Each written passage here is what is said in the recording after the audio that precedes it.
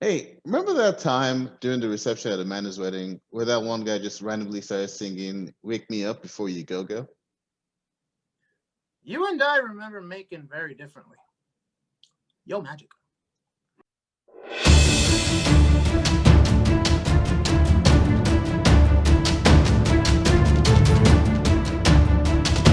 All right, welcome back to another ZZ Talk reviews of WandaVision. This time we're talking about episode 6.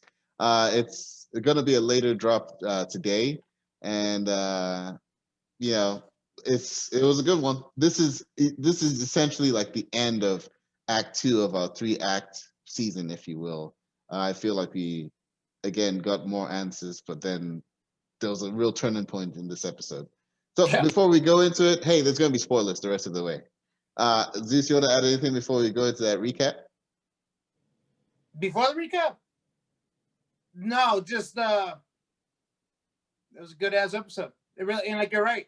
I didn't think about that because this is the very last episode before we get to the last 3 episodes of the. We're in the final I guess third. it's a series because it's a mini series. It's not really it's not a season. It's a. I would say it's a limited series. I don't think it's coming back for a season 2. So yeah, we'll see. Unless Disney Plus is like, I think I can come up with something else. But yeah, no, it was good. It was definitely a good. So now we're getting to the big juicy part now. Into the meat of it. Yeah. All right, so let me start with the recap then. So right from the get-go, I feel like sometimes they do the previously on WandaVision. Actually, no, I'm pretty sure they've done it every time previously on WandaVision. But right from the get-go, even in the previously on WandaVision, they showed Pietro dying in Age of Ultron. Which, I noticed that. I wasn't expecting. I was expecting that they were just gonna like act like Aaron Taylor Johnson doesn't exist. Real quickly, I think maybe I'm mistaken because I noticed that they didn't say skip. You know how it gives you at the bottom, skip the title. It didn't give it on this one for me. I don't know if it did for you. I didn't notice it. I didn't know that Disney Plus did that. But I know they do it on some things. They're like very inconsistent with it. But I think I saw it for like one of the episodes before. They didn't for this one, which I think if that's the case, maybe I'm just thinking things differently. Maybe you're just projecting. Or I'm remembering things differently. So, but intro skits. I swear they used to allow us to do the skip. They allow, and then this one they didn't, and then because I usually don't pay attention to the previously on, but when I saw that was like, oh, okay, that's a little bit different. Yeah, like they were making sure to drive home that Darcy line that they recast Pietro. Maybe that recasting is a bigger part of the mystery than we previously, gave credence to. So they did the previously on, and then they started with the intro. I gotta say, I loved it. As a '90s kid myself, I really loved it. It felt like one of those like Disney Channel shows. There's a specific show that reminded me of. What was it? What show? Well, I was going to ask you first. Did it remind you of a specific show? The intro itself, it wasn't a specific show, but the vibes it gave me felt like all those like Disney Channel '90s shows. That title reminded me of Malcolm in the Middle. So I was about to say Malcolm in the Middle, not for the intro, but for when Tommy or Billy, whichever one it is, starts doing the whole thing where he's talking to the camera, and I was like, that reminds me of Malcolm in the Middle. Yeah, but I remember the whole, when they did the whole the title cards.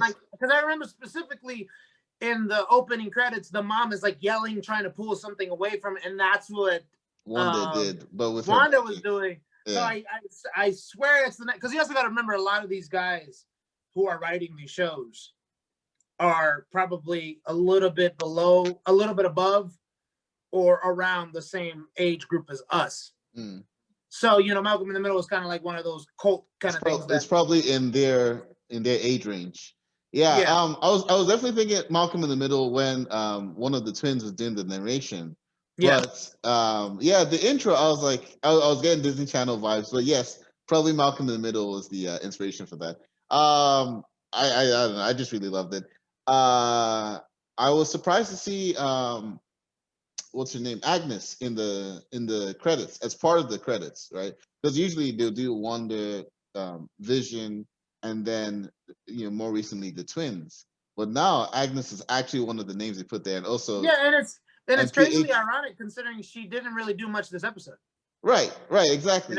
And then and Pietro as himself, which why would you say that? Now I'm wondering if her being in that part but not being consistently in the actual episode, maybe that's actually important too. You know what I mean? Like she is such an important character, but she wasn't in this episode, and this episode is moving this narrative a lot further than before. It is. So I wonder if that's kind of like some creative stuff, or maybe there is an underlying thing of like we need to watch out what's going on with Agnes, because as you're going to see at the end of this recap, that she played a very, very pivotal part for Vision's quest in this episode. So I definitely do like that the format is now half WestView, half outside of WestView, or half in the X, half outside the Hex. So the thing starts with Billy or Tommy. I really don't remember which one is which. During the narration, neither does their uncle. Right. Doing the narration and pretty much catching us back up to speed, saying my mom has been weird ever since Uncle Pietro came. My mom and dad have been fighting a lot. Blah blah blah.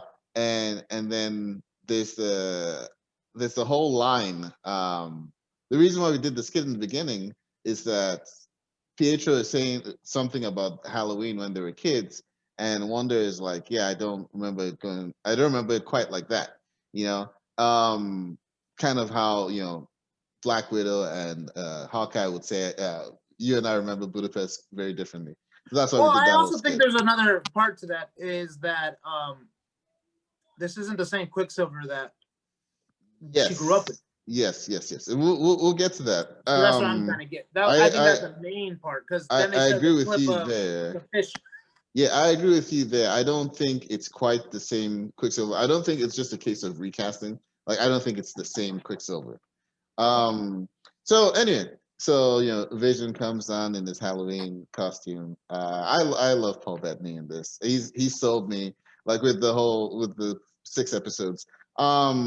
But you can sense a bit of tension, where he's like, he's not going to trick or treat with them. He's lying. Well, I think the kids mentioned that, doesn't he, in the narration? That the kids said they've been fighting. Yeah, but I mean, you can still sense the tension when Vision says, "Oh, that's the only thing in my closet," and and then he like smiles and says, "Oh, you love your Mexican wrestlers or whatever it was, or luchadores." And then they do their little speaking Spanish, which made no sense. She's like, he was like chili con carne. I don't remember what she said, but so Vision, obviously, as we find out, is lying about going to the neighborhood watch. He's following up on this mystery from last week. From Norm telling him that you got to save us and all that stuff. So when the kids go out with Pietro and Wanda. By the way, Pietro switches into like his X-Men costume. That's a nice little throwback. When the kids go out with Pietro and Wanda, there was a line. There were a couple of lines during their walk down when just before they started stealing all the candy and making all the mischief. A couple of lines. One was when Pietro was like, "Go off, you hell spawn." No, the spawn of the devil. Oh, demon spawn. Yeah. Go raise hell. It stuck out to me because I've been seeing a lot of theories about, maybe this has something to do with Mephisto and yada yada. I don't think the MCU would go that route. I could be wrong, but it definitely lends credence to that. But then the second line was when someone said "kick ass," and Wanda was like, "Kick ass." It was actually stuck for a second. The reason why that one stuck out to me was because on our review last week, when I was doing the editing and I was putting up pictures for it, the picture I put up to talk about them using Evan Peters as Pietro was a picture of Aaron Taylor Johnson and Evan Peters together in the movie Kick-Ass. It said MCU and X-Men Pietro. So it was just funny to me that I picked that picture and they make that reference in this episode. So the whole Hellspawn thing, it's probably I think it's one of those misdirects. I really do. I don't see how they'll weave that in properly into the MCU. But hey, there's Dormammu, so who knows? It's possible. I'm not really feeling that part. I can definitely see them bringing in mutants. Yeah. Because, like I said, I still hold on to the fact that you never really found out that Wanda isn't a mutant. They never said it. So there's still the possibility that they could do that. Because remember, one of the things that a lot of people go back onto the show is Agents of S.H.I.E.L.D. And in Agents of S.H.I.E.L.D., they have Inhumans. Inhumans is the MCU version of mutants. Because they end up exploiting their whatever inner workings they already have. No. There are Inhumans in like the normal Marvel canon. No, I get that. But I'm just saying, like, Inhumans is as close as they get to mutants. So I kind of feel like it's gonna be, they're gonna be able to put mutants in, and it would not be a problem for them to make Wanda a mutant after all. But I'm not buying the whole. Yeah, I think there's certain, and this is what Marvel fandom or comic book fandom in general doesn't get most times. And I might end up eating crow by the end of the season for saying this, but there's certain characters that might work well in a comic book version or in a video game version that doesn't translate well to a more broader mainstream audience. And I don't think this sort of storyline of like a Mephisto and all that stuff would translate to a broader mainstream audience. And so I don't think they'll go that route. Well, if they would go that route, right, it would be kind of like not Agents of S.H.I.E.L.D., Jessica Jones season 1. Remember, what was his name? Purple Man. Kilgrave. Kilgrave, yeah. Kilgrave in the comics is purple. They didn't make him purple, but they made sure that he always wore purple outfits. Purple suits, right? Yeah. So they can easily do that. And if he does get introduced, it's not going to be introduced. I wouldn't see it as the devil or no. Yeah. Was it the same? That's the same character. That's not the same one as Sebastian Shaw, right? Shaw. Kevin Bacon's character from First Class. No. Okay, all right, just make sure. No, I don't believe so. No. So yeah. But I think those are interesting nods to that. Then let's see what happens. They come back into outside the hex. I forget the guy's name. The guy who's the head of Sword. Anyway, I just call him Jackass. Okay, so Jackass has issues with Wu and Rambeau and Darcy Lewis, and basically tells them get off my base. After a lot of back and forth, he said some really asshole-ish things to her about it's a good thing you were blipped because like if you were here when your mother had died, I'm not sure you'd be able to handle that was like really uncalled for. Yeah. I'm not the only one that wanted her to punch him right there, right? No, yeah, I think everyone did. I think they were doing their very best. Driving the whole, this guy is not. Yeah, don't worry, this guy is not going to be an important character here. He's just. They were doing their very best to paint him as the antagonist. Yeah, and but that was a little. It's the same thing the same complaint that I had from the last episode of like you just going too much into the stereotypical war director of the war council is a mumbling idiot, Yeah, it does lead me to wonder more so like what is his end game, because I don't think his end game is just, hey, she's trapping all these people, we gotta kill her and stop this. Nah, I feel like that it's not that he's not that virtuous a person. I feel like there's an ulterior motive there that Sword has. Yeah. That Rambeau doesn't know of because she was asleep, and Wu doesn't know of because he's FBI, and Darcy Lewis doesn't know because she's not. She's something else. Your audio went out. Oh, okay, mute. So anyway, so I think that's everything before the ad break, because the ad break was another thing you did on the skit, which is the Yo Magic yogurt. Yo Magic. That's what much cracked me up. It was funny, but then then I was like, "What the?" At the end, it was also really dark. Because the kid died. At the end, I was just like, "What the hell? Like, what is this?" Yeah, like he kept trying to get to the Yo Magic, and he couldn't open it. And because he couldn't open it, he He died. didn't survive. The Starvation. tagline is that that's for survivors. He didn't Yeah, survive because he couldn't open it. you Yeah, need your I you need your magic to survive. didn't. Yeah, that's probably Maybe, what they're hinting maybe. at. Yeah. But yeah, that was one of the more on the nose type of things where it's like, oh, you need your magic to survive. But also, it was also super weird, super 90s type commercials. It was great. I really love the theme of the episode just because it's my era, I suppose. Um, and then okay, so they get to the Halloween festivities. The kids are running around. Oh yeah, we find out that one of the kids has super speed. So he's taking his brother running around, and then Wanda and Pietro are having this conversation. Now it was nice, right? Sibling conversations, but I also got the sense that like he's like trying to pry for information, and she's letting her guard down because it's her brother, which makes me think, is this Pietro No, or no, I think it is because of when she looks back, she gets the same image of him that she did a being vision shot? Yeah. with the shot. But I think what it is she really did bring them back. They're still dead, but she still brought them back. She brought who they are back. So she probably has no control over their subconscious to fight what's going on because they're still not whole. Do you get what I'm saying? Like they're not whole because remember, Vision doesn't remember he died when what's her name? Agnes. You, Agnes. Thank you. you touch on a really good point there. Vision doesn't remember he died. He doesn't remember anything prior to Westview. Yeah.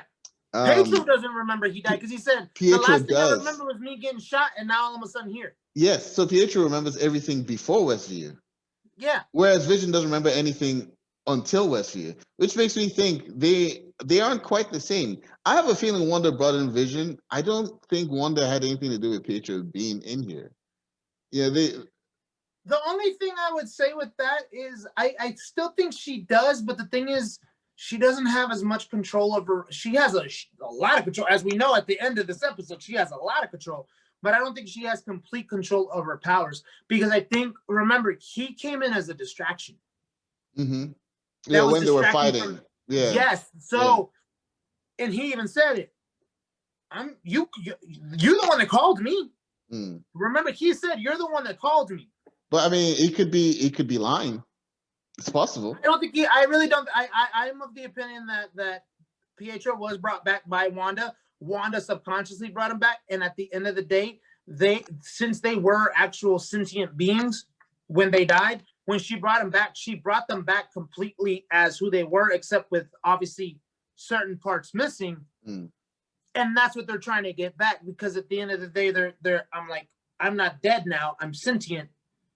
I need to know what's going on. So he's asking the questions that he should be asking to try to figure out what the hell's going on here.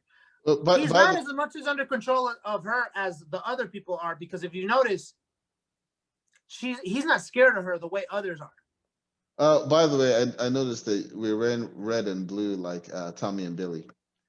Just it's a little thing I noticed. Damn it! Am I the dumb one? I'm the dumb one. So Or no? What do you say? it's the The lame one. Berkey one. Yeah. Dorkosaurus isn't a real dinosaur. The it's possible that people with meta abilities aren't under Wanda's control because that's the only thing that puts all of them together, right? Vision has powers. Pietro, Billy, and Tommy. Yeah, those are the ones that aren't under Wanda's control. It seems like. Yeah. I don't know, man. I'm not convinced that she was the one who brought Pietro in there. She just seems so not knowledgeable about Pietro. Like she knows what she's doing with the rest of the people more or less. Yeah. She just doesn't seem very knowledgeable about Pietro. I know she doesn't know how the whole thing started. I believe her when she says that. But yeah, I don't know, man. But okay, so let's finish the recap and then we'll continue on the analysis. All right, so they're having their conversation. He's trying to he's asking her like, how did you do all this, right? He's like, I understand like the moral dilemma, but like you put them here, they have better jobs, they're happy, yada yada. And he's like, how did you do all this? And she's like explaining that she didn't know. and then they cut to like Vision, like he's walking around the further outskirts of the town, and it seems like the further out they are, the less and alive control. the people are. You know, they're not moving. They're not controlled. They're not no, under her control enough. no. I mean, because they don't have free will, they're not moving around. But it's almost like as long as I keep the people I love close to the center of the town, I just need to control the people around the center to like move like normal people and all that stuff. Yeah, So no one thinks anything. And Pietro kind of touches on that to let her know, it's like, hey, where'd you get all these kids from? He's like, oh, it's cool. I mean, you kept the parents together, you kept the kid, basically saying, hey, you do know you're touching on what was before. You're torturing these people, right? No, but Pietro was trying to make her feel good about it. Pietro was like, he was trying to make her not feel guilty about it. Because he was like, I get the moral dilemma and all that stuff, but hey, you're giving them better jobs and yada yada. He said something to that effect. Whereas Vision on the other side, almost like the angel and devil on her. Oh god, there's the devil theme again. Vision on the other side was like, you can't do this to people, blah blah blah. So I feel like the closer you are to the center, or closer to you are to Wanda, the more alive you seem, and then the further out to the boundary of WestView, everyone is just like static. Even the woman that was trying to hang the thing, at least she was moving, but it was like limited movement. But then as Vision and her husband behind her was too. Yeah, but as Vision got further out, everyone. But also the big thing is you notice her crying.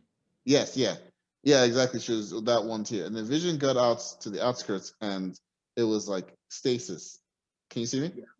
Yeah, I can see. You're still okay. My screen just went blank. No, so I'm gonna talk to a blank screen then. And then he sees Agnes in the car, right at the corner of Ellis, and I forget what the other. Where she just parked. Well, not parked. She just can't keep going. Yeah, it was Ellis and another cross section. I remember Ellis because Wanda had told the boys not to go past Ellis Street. I don't know what my computer is doing, man. So he's then talking to Agnes, and she's asking where's the town square scare, and he's like, what did he say? Oh, it's in the town square, right? Yeah. And she's like, she got lost, and he's like, in the town. That low key made me laugh for some reason. I was like, oh yeah, it's a town square. But then he zaps her, right? He has to zap her because she's like confused. He's like, you got lost in the town you grew up in? Yes. Yeah, and then she's visibly scared, and she recognizes him immediately because the Avengers are apparently super famous worldwide, and she's like, "You're Vision, you're an Avenger, you're here to save us." And then she mentions he's dead, right? It becomes clear. Yeah, it becomes clear to all of us. I think we kind of knew before, but this solidifies it that Vision literally remembers nothing about prior to WestView because he doesn't even know what the Avengers are, right? So he's like, "Are you there? Can you hear me?" I can hear you now. Okay, good. Take it from.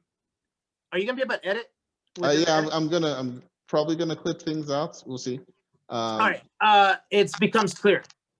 Yeah, so it becomes clear that Vision doesn't know anything prior to his WestView time because he doesn't know what Avengers are, right? He's like, "What's an Avenger?" And then she was like, which is kind of confusing a little bit because off the bat he knew who Avengers were when he became Vision, so it's kind of like she only brought him back. She didn't bother bringing out. She only brought him and their love back, and didn't really bother with putting him together as far as his memories and all that stuff. Yeah. You know what I'm saying? Like, but I want to go back to episode 1 and rewatch that because I do remember him. I do remember that conversation very early on. Like, how did we get here? Or like, when is our anniversary? Yeah. That kind of stuff. This is that. We always kind of had an inkling that he didn't know, but this really solidified it. I don't know what Avengers are. And then she's like, "You're dead," which is very creepy. And then he like zapped her again, and then she turned around and drove. Which led to like one of the sadder scenes in the episode because I thought man, is he gonna die? Like when he's like forcing his way out of the hex, and it's like he's being pulled back. Yeah. I was sad, man. I was like, damn. And then we see that the other kid also has powers, and he can. You know what that threw me? The real quickly visions that happened in the Vision. It actually threw me back to one of the. I don't know if it's a throwback to it. It's probably not, but to X3 when when Wolverine is about to go kill Jean Grey. Spoiler alert: if nobody's seen X3, if you haven't seen X3, keep it that way. But yeah, but it kind of threw back to. So I don't know if it's also the creators are just kind of throwing homages to certain things within the Marvel, whatever all the different Marvels, because now they own them, so they can. But you know what it almost reminded me of, more so than the Wolverine wasting away. Almost reminded me of the Blip, like a little bit, yeah. Yeah, like being dusted. Yeah. And then let's mention how Darcy is over there trying to like stop them, because she's like, "Hey guys, don't let him do this because it's not going to turn out the way you want." Yeah. And then like the coward locks her to the. Yeah. Oh man, I wish they had used. You know how PG-13 allows one F-bomb. Yeah. I really was hoping that they would allow one F-bomb on that one and be like, "Are you serious?" They're saving it. They're saving it for like the finale. I hope so. But yeah, so and I'm jumping a little bit ahead because like you said, he comes out, he starts getting snapped back, I guess. Keep going. Yeah. So he starts getting snapped back, and then the other kids, his powers manifest. He can hear that his father is calling out for help, and he tells his mom, it's like, "Hey, mom, dad's he needs help, yada yada." And I don't know whether. Oh, okay, yeah. So he said that there are soldiers around or whatever. So I think that's how Wanda pretty much figured out. Okay, he's pretty much close enough to the hex. All I gotta do is expand the hex. Yeah. Which is what she did. She absorbed a bunch of sword agents. She absorbed Darcy. One important part though is Pietro was like, "Hey, you can't kill your dead husband. What's gonna happen? Your dead husband can't die." He said, "Don't worry, your dead husband isn't gonna die a second time or whatever." And then she like blows him away. It almost I didn't think about that till you just mentioned it, but it's almost as if maybe Vision's kind of in the way of whatever Pietro wants from Wanda, and it's like I couldn't care less if Vision died. Maybe there's something there. But anyways, the episode ends with her, expanding the hex. Darcy and the sword agents are drawn in. Jackass is driving away. We don't know whether he gets absorbed in. But Wu and Rambeau are already further away because they're going to meet up with Rambeau's contact. But they still put in pedal to the metal so they don't get. And then it ends with a shot of Wanda's eyes going from red back to normal, and also remember what's going on is they're slowly turning everybody. She expanding the city, so instead of it being a military base, now it's a circus, which kind of we all think they're clowns right at this point. She thinks they're clowns. And then the helicopter turns to a hot air balloon. Do they show what happens to Darcy? They don't, do they? No, they don't. Well, I guess we'll see. One thing I was thinking about is that the hex basically allows things to be in the sort of form that Wanda can take, in the sort of form that Wanda likes. Vision's dead body in the hex is alive. She wants Vision to be alive. That's another reason why I don't think she has anything to do with Pietro. Because why would she want Pietro to look like X-Men Pietro as opposed to the Pietro? True. That makes sense. Yeah, that makes sense. Do you think Pietro is connected to Rambeau's connection? No, I don't think so. I don't think any of those good guys, Rambeau, Darcy, or Wu, know why that Pietro is there. Okay. I think there is some other entity that we don't know yet involved. And I hope they don't leave it till too late, because there's nothing I hate more in a show than the very last episode. There's this another twist. Like, no, don't do that. Oh, it's not even that. It's like you have a whole season of building up to this, and it's the very last episode, but it's not just the very last episode. It's literally like the last 20 minutes that you finally get the revelation, and you don't really get to absorb it, or you know what I mean? Ramifications. Or at least if it's a revelation, make it something that if you watch previous episodes, you can be like, oh, okay, I see the things being laid out for it, you know. Who do you think is Rambeau meeting up with? I have my theory. I literally think it could be one of these characters that hasn't appeared in the MCU yet, but they want to introduce them like a hero type. I don't think it's someone that we've already seen in the MCU. Okay. I've heard some rumblings that it could be Professor X as they were to bring the X-Men. I don't think so. I think it's a ham-fisted way to do it if that's what they're gonna do. I've heard Reed Richards because he is a scientist. It could be Bruce Banner too. But yeah, I actually don't want to make a proper guess just because I would like to be surprised. Yeah, I'm gonna go ahead and make it. I think it's within the MCU, already established in the MCU, so it's either two people. It's either Doctor Strange, because I think Wanda is going to be in the next Doctor Strange movie. I believe so too. I believe that's been confirmed. Or because remember, Jackass is acting director, which leaves it that there is an actual director. And remember, she said, "This is my way back in." Rambeau does. Because we didn't really go over this part, but Rambeau got. Oh yeah, we did. She got removed, right? So she was like, "This is the way I can come back in." I'm thinking it's Nick Fury, because I think Nick Fury is the director of Sword, because of Spider-Man Homecoming. Far From Home. Far From Home, thank you. Yeah, the ending, so I think it's Nick Fury. Plus, not to mention, remember, Samuel Jackson is gonna have his own Disney Plus show through. Is he? Yeah, that's what I've heard. Yeah, he's gonna have his own show too. So it's probably kind of a setup for that too. Okay. Yeah, Nick Fury. That's a valid.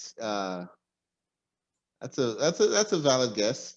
Yeah, it could be, and it could be that this guy is a Skrull, shapeshifter. This.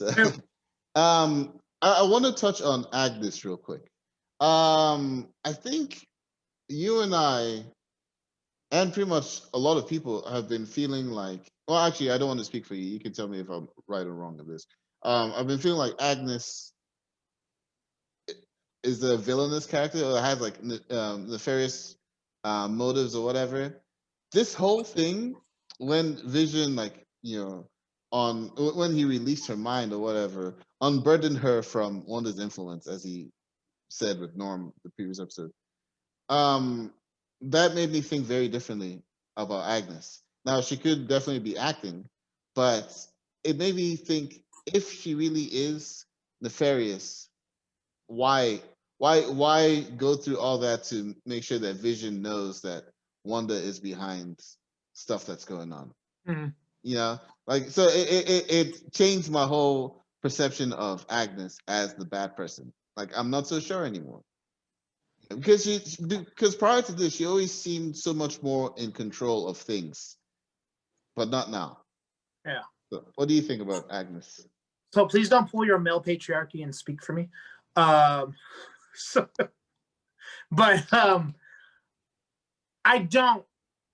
actually think I think Agnes is more aware of what Wanda's doing, but she's kind of like what was it, Norm? You said that Vision. The only reason I think she's more aware is because she wasn't as petrified as Norm was when he got broken from Wanda's influence.